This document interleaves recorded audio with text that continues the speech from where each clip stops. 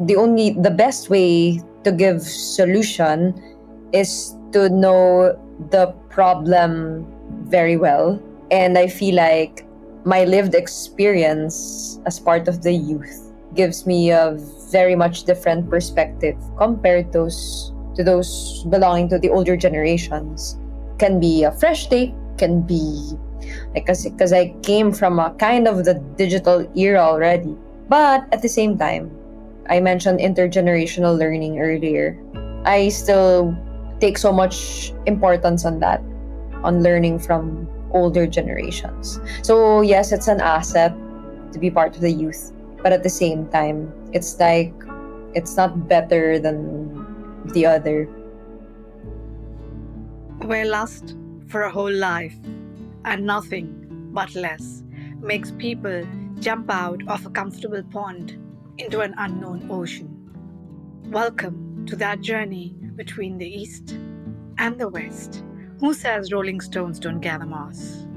Hello everyone, I am Meenu Gupta, your host for the day, and I'm delighted to have you join me every week as amazing people share their incredible and inspiring life stories of straddling continents.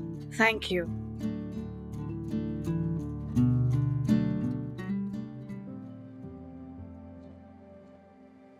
Dear listeners, welcome back to part 2 of our conversation with Aya Fernandez, eco-entrepreneur, artist, advocate, and one of the rising voices shaping social innovation from the Philippines to the global stage. In part 1, we explored how belief, validation, and support from Bayer Foundation helped shape her journey and amplify the impact of her enterprise. Now, we return to the moment we were left off with a question that opens an entirely new chapter. How women lead, what intuition brings to leadership, and why identity shapes the way we build a sustainable future. We now continue from the point where we paused, with Aya's reflections on women's leadership, intuition, and the unique approaches that shape meaningful change. And do you think you've now seen women leaders around you in your country, and when you went there, you met some more people, wonderful women who are innovating in different parts of the world. Do you think women approach leadership differently than men? And what is your experience? Yes, growing up, I thought being very intuitive is wrong because it's based on emotions, it's based on quote unquote impulse. And then I realized the most successful women leaders who I know and look up to, they answer the same thing. They lead through intuition. Of course, it's always calculated risk. It's always grounded on data, science, which I love. But at the end of the day, those decisions that have shaped massively the course of history are done through intuitive decisions. And if you come to think of it, intuitive decisions are actually accumulations of objective and data-driven actions as well. So why are we demonizing intuitive-led decisions? So to answer the question, yes, women lead really differently. We're not like, we shouldn't be glorifying hustle, like sleep is for the weak. We shouldn't rest. So we should honor our menstrual cycle, the energy, like how something feels from the gut. I think that's one pattern that I noticed, a difference between separating women leaders. That's one thing that we won't really talk about a lot. But yeah, and it's just been recently also that I learned how to fully embrace that and take pride on that. And that also happened after the Bayer Foundation. Yeah, earlier this year, I think when we searched a certain milestone for the revenues, like it's like proving something, like a proof of concept. See, we led with empathy and we still got the profit that we're aiming for. So it means it's not a hindrance. It actually helped us even more to be where we are today. And again, we'll just keep growing and growing because we're going global till we get a bigger part of the market share. So, yeah, I mentioned intuitive led decisions and empathy. So, it was just recent. Yeah. So maybe it's wrong because my metric also is like profit, but yeah, right? So it means it works. It brings in the money. So it works. Yeah, it's not a trade off. You'll be surprised because you mentioned that people think that intuitive decisions are, yes, a lot of people do, but what I have discovered, because I'm also a science based person, and do you know that the most highest scientists and philosophers were also the best philosophers, the scientists and philosophers? And many monks I've met were scientists before that. So all the energies, all the particles, everything, and your intuition is not coming from some Tom Dick Harry place. It is coming from the universe out there, which is also made up of the same waves and energies and ions, etc. So when you're saying intuitive, you're actually saying one is able to dig deeper than what is visible and make decisions based on a deeper level, which is actually even higher because it's an aerial view. Because what you see in front of you is what you see in front of you, which is limited, which you once said, it's limited. But you see, from an intuitive angle, you are able to see much more and know much more and connect more dots than are visible to the naked eye or to the data. Because for me, as I've discovered scientifically, data tells only a certain part of the story. It's limited, it's useful, but only tells a certain part of the story. You need a human to complete that story. Ah, that's beautiful. Thank you. Yeah. You're part of that generation that moves, it seems to move, please correct me, moves Yes. seamlessly between art and activism, East and West, local and global. It looks like that. Do you think that this in between identity gives you unique strength as an innovator? I think, yeah. Yes. Because I think, yes. Because the only way to solve, the best way to give solution is to know the problem very well. And I feel like my lived experience as part of the youth gives me a very much different perspective compared to those belonging to the older generations. Can be a fresh take, can be like, because I came from a kind of the digital era already. But at the same time, I mentioned intergenerational learning earlier. I still take so much importance on that, on learning from older generations. So yes, it's an asset to be part of the youth, but at the same time, it's like it's not better than the other. It's just to understand better. That's actually a very, very important point nowadays. Intergenerational learning. So, what do you think that you learn from the other generation? Well, aside from the nitty gritty of the business, maybe in general, like the things that I learned from my mentors is it's case to case basis, actually, the ones that I got from them.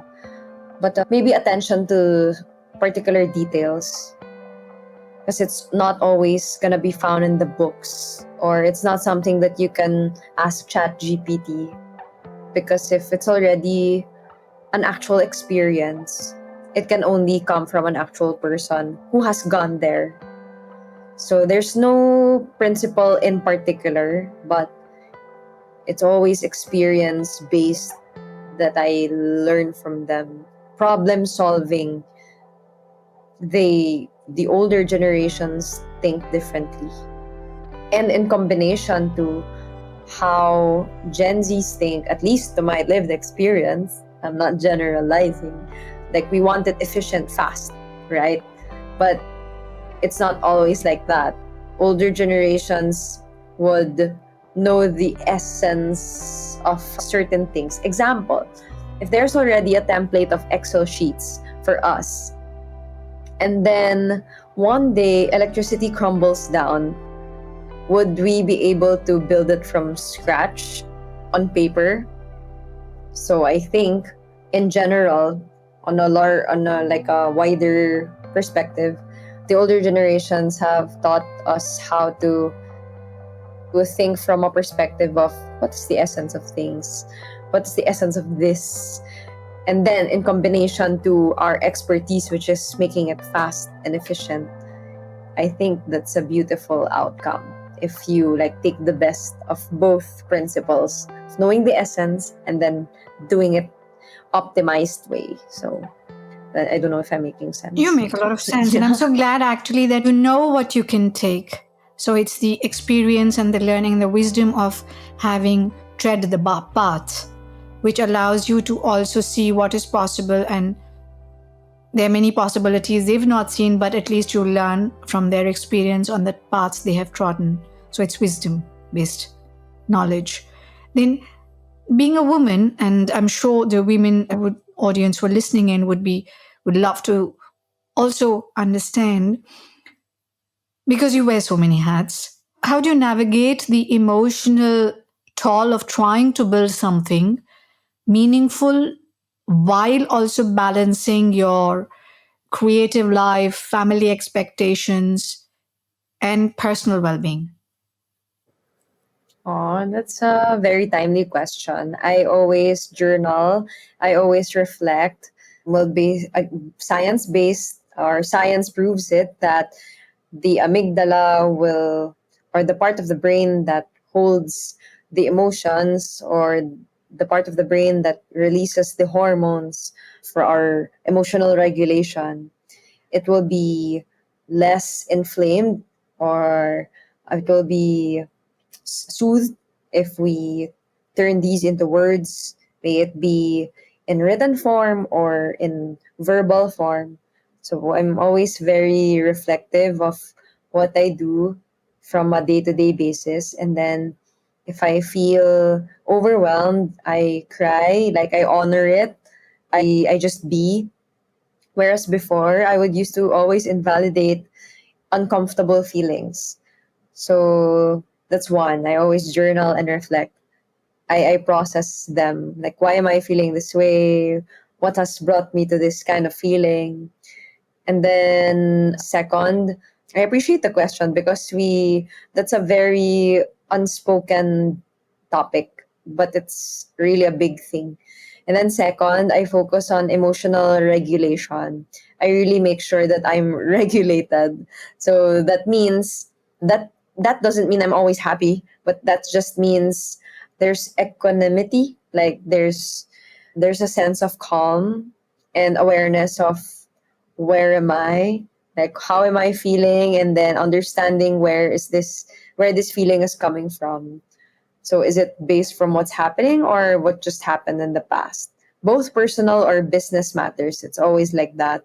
Like am I pissed or annoyed at this stakeholder because of how he is, or is it just because my father figure treated me a certain way in the past? So something like that. So yeah, those two things. Focus on reflection and emotional regulation. Yeah, I love my diaries. I'm glad that allows you to unravel your thoughts and put them together. And that probably allows you to put things in harmony. And then, and about which impact, see, I keep meandering back and forth because I think what you do on the outside, particularly you as a person, is very much related to the inside. So, what I see is that Eco-Uling is very much an extension of your way of being. About which impact of Eco-Uling are you particularly proud of? I'm gonna write that down. Extension way of being. That's so on point. Which impact we are proud about? About which impact of Eco-Uling are you particularly proud of? Like, One is that we are able to provide full-time livelihood and green jobs to 100 plus coconut farmers. Well, it is not their 100%, but additional sustainable income. And then in our factories as well, we have two factories, one near Manila and the other one is in Davao, that's in southern Philippines. So that's like a 2-hour flight from here if you're gonna take the plane. So I think that's one, being able to provide livelihood opportunities. And two, proof of concept to other large corporations that what we do is two ways, because we do it the industrial way and the grassroots way. It's so, the word is kilig in Filipino. There's no English translation, but it's like extreme happiness. It's like, so I'm kilig that we are setting the example of a system that works. And that system is holistic, not that proving that people, planet, profit model really works. And one example, so there are many clauses under it. One, we pay outright, like we don't delay the payment terms. Like usually it's 30-day net or 60-day net or 90-day net. Us, we pay right there and there. So when we buy, sometimes we buy the coconut shells, and because some others, they just give it to us. But recently, we decided to put a price on the waste. So it's no longer a waste. So we pay right there and there. Even if the finance firms would tell me to increase your valuation, you should delay the cash flow, the release of the money. And then I was like, that's ridiculous. Just to maintain a certain corporate standard of a high valuation, we are going to delay the payment to rural communities. That's ridiculous. So we were able to stand our ground that we don't delay the payment to the grassroots communities and partners. We call them partners. And then next is when we deploy our technology. So actually now we are on the pre-deployment phase. When we deploy our technology, our focus is on the occupational health and safety of the workers, of the people converting coconut shells into charcoal. So it's called carbonization. We turn the shells into carbon or black matter. And then our technology was mainly focused on designing the fabricated machine so that they will not get the risk of lung cancer. And then another example is, so I mentioned the payment terms, the occupational health and safety. Next is, those are my two favorites. And then the others, we just get to know them. We go on the ground, we visit them. What's your story? How many kids do you have? Why are you here? Why do you want to work with us? I think that's one thing. So that's the system. So yeah, those are the two things I'm proud about. One, providing livelihood. And by the way, that's indirect. So they're not directly employed under Eco-Uling, but we are able to provide over 100 plus green jobs because they're part of our supply chain. So we buy from them. So just to clarify. And then second, building system where it's a proof of concept to other corporations. And third, now we are, by the end of this year, our computation, we will be able to save 23,000 trees because we save one tree for every sack, or that is like 88 trees for every ton. So 1 ton is 10,000 kilos. So I don't know which part of the world you are in, whoever is listening, of whatever volume metric you are using. But yeah, so it wakes me up every morning I see the delight on your face. And just now, we earlier talked of validation. Just now, you validated the title of what the series are run between the East and the West. People, climate, earth. So, people, and exactly the way you said there were these 2 points, and the people, and you're able to do that, and you're able to do it in that way. So, it's pretty much, you just validated that without realizing it. Oh yeah. Oh yeah, thank you. It's always like that. You ask questions and then I realize it's like you summarize it very well or like you interpret it very well. Oh, thank you. That I'll take that as a compliment. Yeah. You're good. You're so good. Then impact. I didn't I realize. know that you don't like the word impact, but if we look at the word scientifically, it always comes full circle. You start with an idea like you did. Somebody helps you nurture it, where Biofoundation somewhere came in. And one day you become that person for someone else. So when you think of the next young woman out there, anywhere in the world, perhaps dreaming of changing her community, what would you want her to know about finding her voice, her allies, and her purpose? I want her to know that she is not alone. I want her to know early on that you are capable of so much more. And if you cannot find it in your immediate circle, you can find it across the globe. And we are a lot backing you up to make things happen. Thank you. Thank you for such a nice roundup statement. And Yeah. And I think, sorry, lastly, I'd like her to know that just, well, it's like my note to myself, like to my younger self, keep committing to excellence, like excel in the field that you are in service of other people. that's a good roundup. You mentioned Biofoundation quite a few times. I remember that. How did you stumble upon it in the first place? Because that seems to be that point in your life where was this a lot changed inside, outside. I think I subscribed to the email newsletter of Impact Hub. I think that's how I got it. Ah, When they, and then there was an announcement, okay. like they messaged me and if you might want to look into this opportunity. And I think I should look back and trace who emailed me from Impact Hub.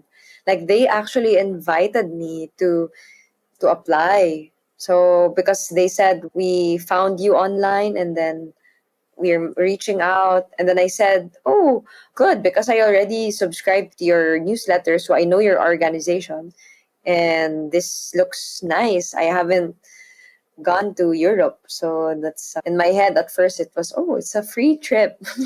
I didn't even think that it will go this far because, yeah, I just really literally I just shot my shot. I took my shot. You took your shot. And that was the universe reaching out to you, right? Yes, yeah. And you took your shot. I think what I see is the following, and which you also said, intuitively led. I think when you said the steps, when at the beginning of our conversation, you said, like, how did it begin? Like, it was not that premeditated or something like that. The steps just unfurled. Yeah, it wasn't like I am going to build an empire or like I'm going to build a startup. No, it wasn't like that. Now, I think you are a very intuitively led person, and you were just intuitively led, and you just followed your intuition. And the steps kept coming, and you just kept following, and that's it. And I think the amount of happiness I see on your face, it's very nice. You're intuitively led. So you follow your calling. You have found your calling, which is remarkable and amazing because it leads to so much happiness. Of course, challenges in between, normal part, but still happiness. I'm so glad for you. Oh, thank you. So, your journey shows that social innovation, I know we've talked of the word social, isn't just built in laboratories or boardrooms. It's shaped by human stories of everyday resilience and the hands that reach out to lift us when the path feels a bit steep. It reminds us that entrepreneurship at its best, we also spoke about that, is simply another way of caring for the world around us. And I'm so glad. Thank you for sharing your journey with me and for the rest of the world. And I wish you really, from the bottom of my heart, all the best in continuing to make an amazing impact around you. I know we discussed the word impact, but I really mean it, impact in a very holistic way, in a real way, because I see a very beautiful person in front of me. Thank you. Aww. Thank you very much. This means the world to me. It's not always a sunny day, and it's moments like this that I get to pause and appreciate the efforts. Because again, obviously, I put so much pressure on myself. Maybe it's part of the calling, but moments like this reminds me that it's worth taking. The journey is worth taking. So thank you for your heart, for your time, and for your brain, and for your soul. Oh, that is now, no, it's very heartwarming. I'm sure we'll be seeing each other somewhere shortly. Claiming that. Thank you for listening to the series Between the East and the West. Do subscribe to the channels mentioned on the site in case, of course, you liked what you heard. I am Meenu Gupta, the host of the series, and I'll be looking forward to your comments. We love feedback. Thank you once again. Namaste and bye-bye.